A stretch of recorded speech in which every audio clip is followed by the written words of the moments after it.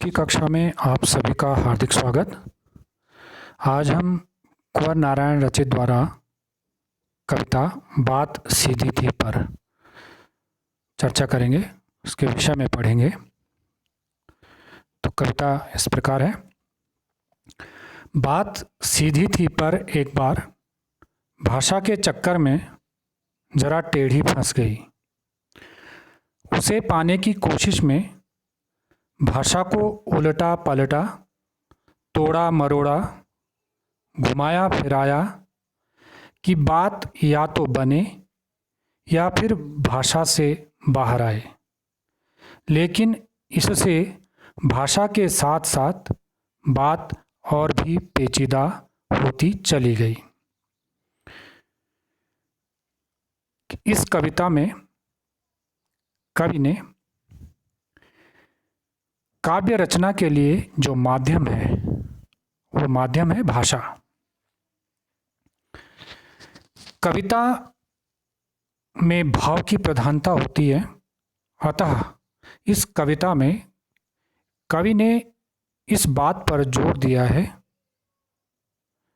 कवि का मंतव्य यह है और उद्देश्य यह है, संदेश भी यह है कि यदि अगर काव्य रचना करनी है तो उसके लिए भाव केंद्र में होना चाहिए, भाव के अनुसार भाषा होनी चाहिए, भाषा भाव के अनुरूप होनी चाहिए। यदि अगर भाषा की जटिलता का प्रभाव भाव पर पड़ा तो कवि का उद्देश्य सफल नहीं होगा। कविता रचना करते समय कवि का यह उद्देश्य होता है कि जो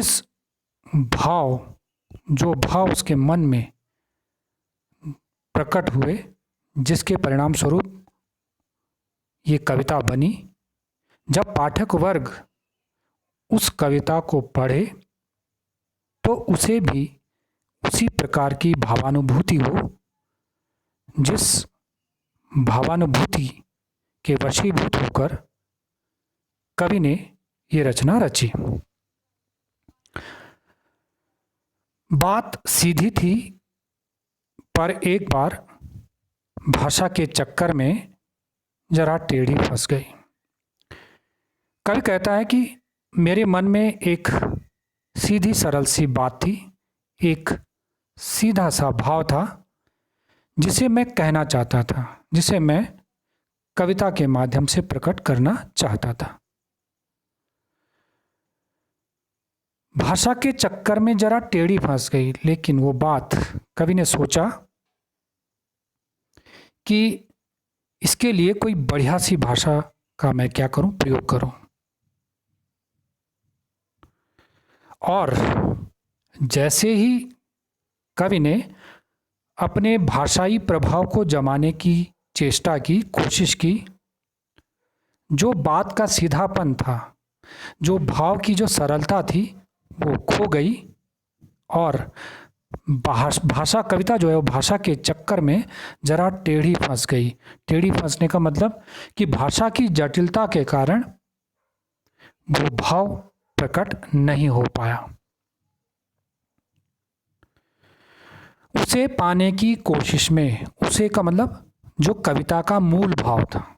ध्यान से आप यहाँ पर शब्दों को, इस कविता में शब्दों को और काव्यांश पंक्ति के अंशों को, वाक्यांशों को आप ध्यान से देखेंगे।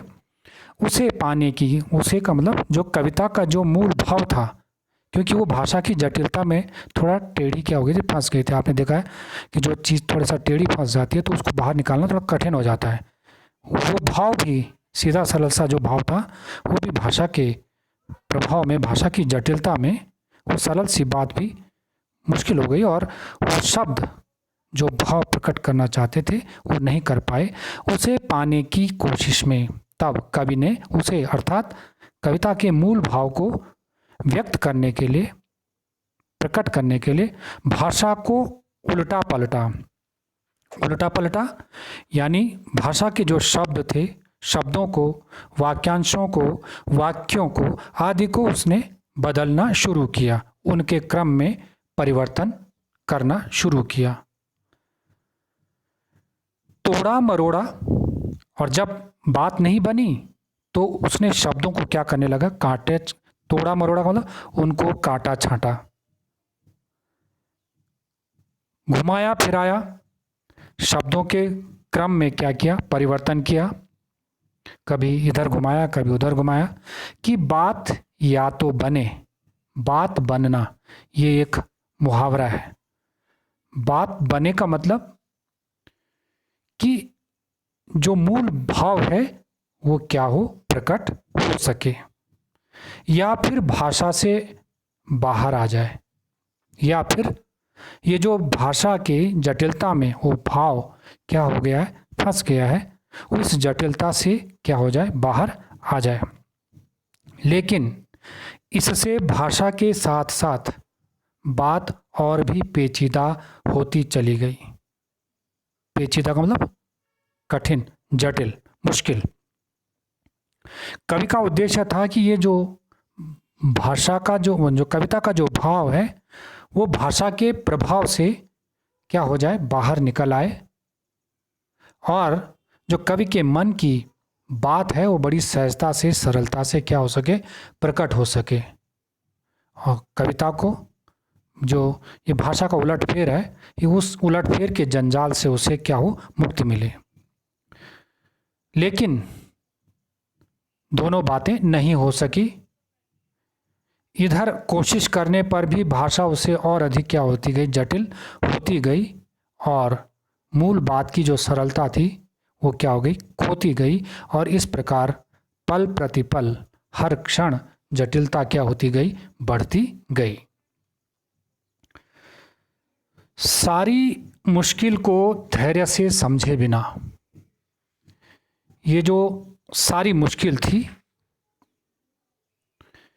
भाषा के, इस भाषा की जटिलता में जो कविता का भाव उलझ गया था, इसको धैर्य से समझे बिना मैं पेंच को खोलने की बजाय, मैं उसे धैर्य से, पेंच का मतलब जो उलझ गई थी उसको धैर्य से समझे बिना कि वो कहाँ पर मुश्किल है, कहाँ पर समस्या आई है, उसको धैर्य से समझे बिना मैं पेंच को खोलने के बजाय, मैं उस फंसी बात को धैर्यपूर्वक सुलझाने की बजाय उसे और अधिक कोशिश करके उलझाता गया, और अधिक भाषा को जटिल बनाता गया, और वो और अधिक क्या होती गई, कठिन होती गई, भाव और अधिक उलझता गया। पेंच आपने देखा होगा, जो स्क्रू होता है, स्क्रू को खोलने के लिए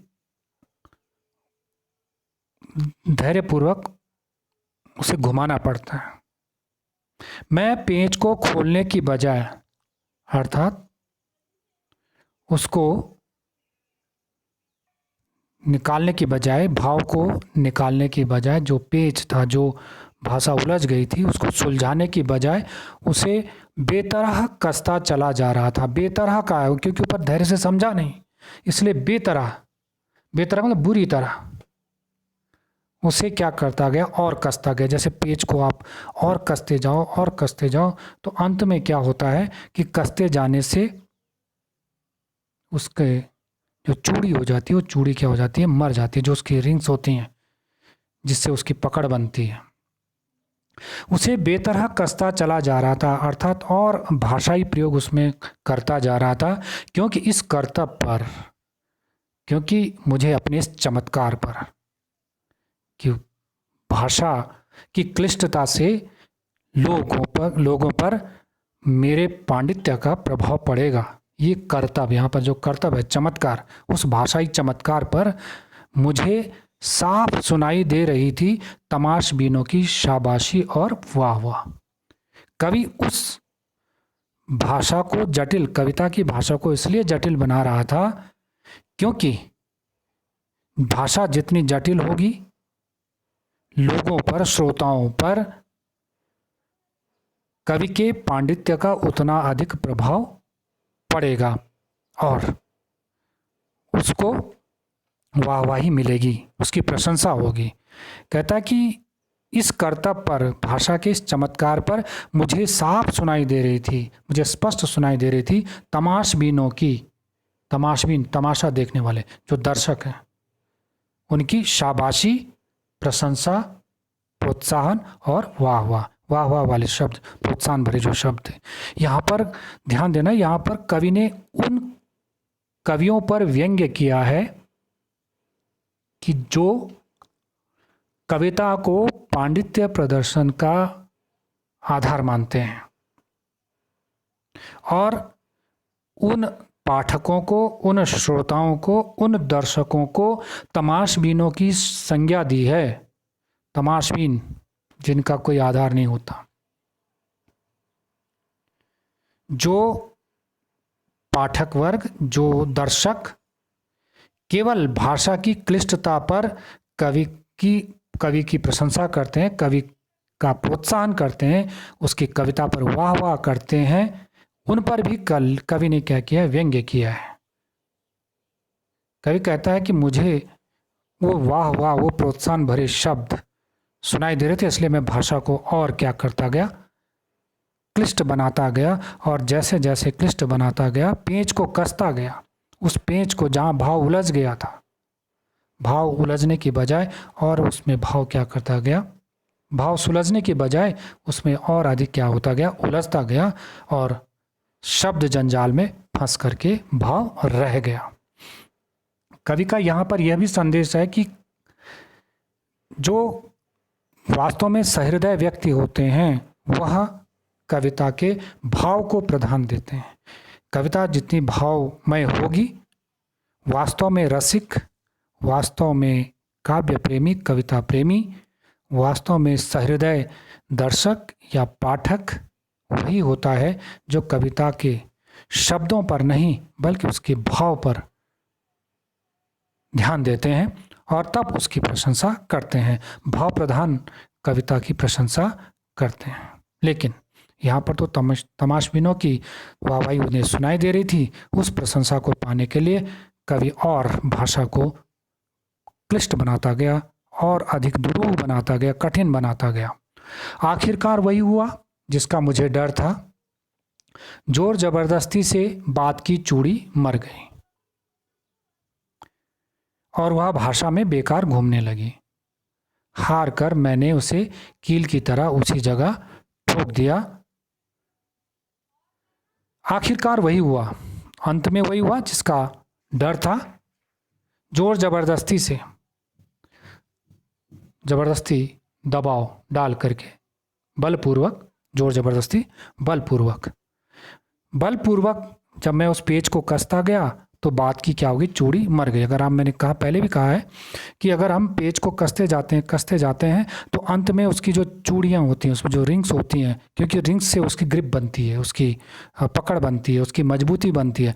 लेकिन अगर आपने देखा होगा, जब पेज से आप उसको कसते जाते हो तो अंत में वो क्या हो जाता है? बिल्कुल उसकी चूड़ी मर जाती है, यानी वो फ्री हो जाता है, उसकी पकड़ जो है वो कमज़ोर पड़ जाती है और वो वैसे ही क्या होने लगी? घूमने लगती है।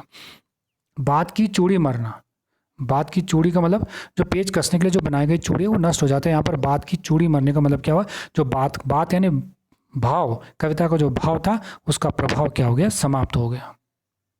भाषाई जबरदस्ती, भाषा का बलपूर्वक प्रयोग करने से कविता का जो प्रभाव वो क्या हो गया? समाप्त हो गया और वह भाषा में बेकार घूमने लगी और वह उस चूड़ी टूटे हुए पेज की तरह व्यर्थ में क्या करने लगी? भाषा के बीच में घूमने लगी, भाषा के अंदर घूमने लगी। वह बाहर नहीं आई, अपना प्रभाव प्रकट नहीं आई। हार कर मैंने उसे कील की तरह उसकी जगह ठोक दिया। आपने देखा पेंच और कील में अंतर होता है। पेंच में रिंग होते हैं, जितनी रिंग होती हैं उतनी ही पेज की पकड़ क्या होती है? मजबूत होती है। कील में कोई रिंग नहीं होती, उसको जैसे ठोक दिया जाता है वैसे वो आसानी से बाहर भी क्या हो जाती है? निकल आती है। यहाँ पर भी वो कवि कहता है कि वो हार करके मैंने उस पेज की तरह मैंने उसे कील की तरह क्या कर दिया? उसकी जगह ठोक दिया, उसी जगह भाषा में उसी जगह कवि भाव को क्या हुआ, रहने दिया। और वो उसका फिर क्या प्रभाव पड़ा, ऊपर से ठीक ठाक पर अंदर से न तो उसमें कसाव था न ताकत। ऊपर से ठीक ठाक, ऊपर से तो कविता ठीक ठाक लग रही थी क्योंकि उसमें शब्दाडंबर था, शब्दों का दिखावा था।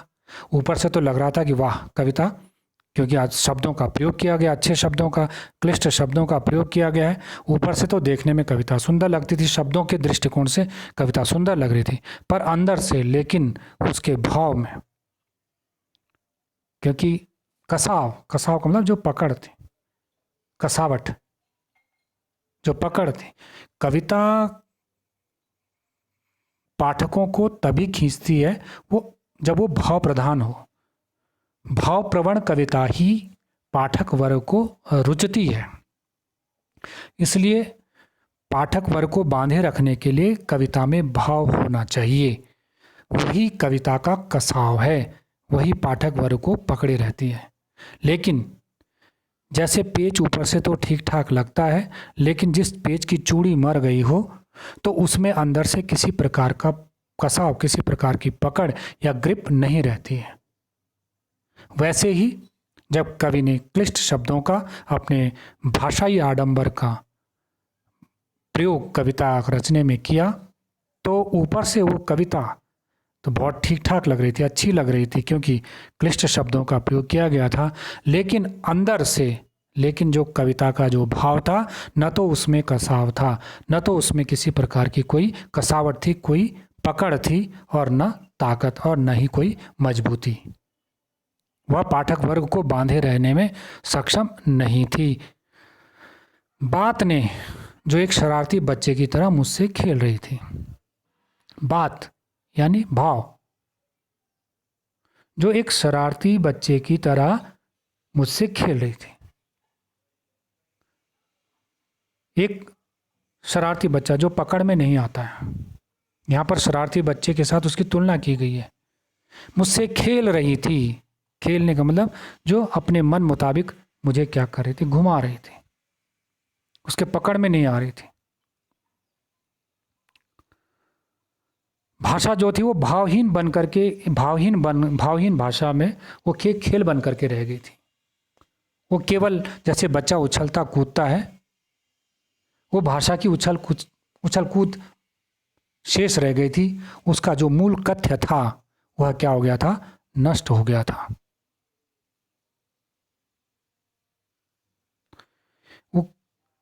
तब बात ने शरारती बच्चे की तरह कवि से क्रीड़ा करते हुए पूछा, खेल करते हुए पूछा, तुम मुझसे खेल खेलते हुए भी व्यर्थ का परिश्रम कर रहे हो। मुझसे खेल खेले थी। खेल वास्तव में कविता भी क्या है, शब्दों का खेल है। और भाव जो है वो बच्चों की तरह कोमल होता है, लेकिन यहाँ पर भाव जो है उसके पकड़ में नहीं आया, जैसे शरारती बच्चे पकड़ में नहीं आते। वो भी उससे खेल खेल रही थी, और जब कवि उसे पकड़ नहीं पाया, थक गया, वो व्यर्थ परिश्रम से थक गया, मुझे पसीना पोंछते देखकर पूछा। उस बात ने, भाव ने कवि से, कवि की उस हताशा को देख करके उसे पूछा, जब थक हार गया कवि परिश्रम करके, क्या तुमने भाषा को सहूलियत से बरतना कभी नहीं सीखा। ध्यान देना इस पंक्तियों को, कि क्या तुमने भाषा को, क्या तुमने अब तक, तुम अपने आप को कवि कहते हो, क्या तुमने अभी तक भाषा को बड़ी सहजता से, बड़ी सरलता से, बड़ी सुविधापूर्वक प्रयोग करना नहीं सीखा। यदि तुमने ये नहीं सीखा तो ये तुम्हारी अयोग्यता है, ये तुम्हारी अक्षमता है, तुम कवि बनने योग्य नहीं हो। वास्तव में कवि वही है जो भाव के अनुसार भाषा का क्या करता है, प्रयोग करता है। भाव को किसी प्रकार की हानि नहीं हो, जो शब्दाडंबर से बचता है। पाठक वर्ग तक वही कविता, वही रचना पाठक वर्ग में लोकप्रिय होती है, जो बिल्कुल सीधी, सरल और सहज होती है, जो आसानी से पाठकों के द्वारा ग्राह्य होती है, भाव प्रकटीकरण में जो सरल होती है। सरल भाषा का प्रयोग करेंगे क्योंकि हर एक पाठक वर्ग तक ये कविता पहुंचानी है। यदि अगर जन जन तक कविता पहुंचानी है तो उसके लिए उसे उस जन भाषा का, उसके स्तर का, भाषा का वही स्तर लाना होगा जो कि उसके पाठक वर्ग का स्तर है। जब उस स्तर का ध्यान कवि रखेगा तो तभी वह हर स्तर के पाठक वर्ग तक अपनी कविता के उस भाव को पहुंचाने में सक्षम हो पाएगा। तो आपने इसमें देखा कि कवि ने मुहावरों का प्रयोग किया, भाषा का चक्कर, टेढ़ी फंसना और भाषा की जटिलता पर भी उन्होंने व्यंग्य किया। पेंच कसने का जो बिंब है वो प्रभावी बिंब है। इसमें रूपकातिशयोक्ति का अलंकार प्रयोग किया गया है। बात की चूड़ी मरना एक सशक्त प्रयोग है। कील की तरह ठोंकना ये भाषा को जबरदस्ती ठूंसने का परिचायक है। बात का मानवीकरण किया गया है। कवि का पसीना पोंछना ये बहुत सुंदर बिंब है और परिश्रम की व्यर्थता का प्रतीक है। कील की तरह और शरारती बच्चे की तरह इसमें उपमा अलंकार है। जोर जबरदस्ती, पसीना पोंछते, ये इसमें अनुप्रास अलंकार, साथ साथ में पुनरुक्ति प्रकाश अलंकार, ये कहीं कहीं पर उन्होंने उर्दू शब्दों का भी प्रयोग किया है। तमाशबीन, करतब, करिश्मा, ये उनके भाषाई प्रभाव को भी, मुश्किल, साफ, ये उर्दू के शब्द हैं। शाबाशी। तो इस प्रकार से उन्होंने उर्दू मिश्रित तत्सम शब्दावली का भी प्रयोग किया गया है। ये भाषा के दृष्टिकोण से अगर हम देखें तो, और मुहावरों का भी उन्होंने क्या किया, प्रयोग किया है। शैली की वक्रता है, कहने का जो टेढ़ापन है उससे व्यंग्य और अधिक प्रकट हुआ है। इस प्रकार ये कविता का भाव भी और शिल्प भी आपके सामने है। धन्यवाद।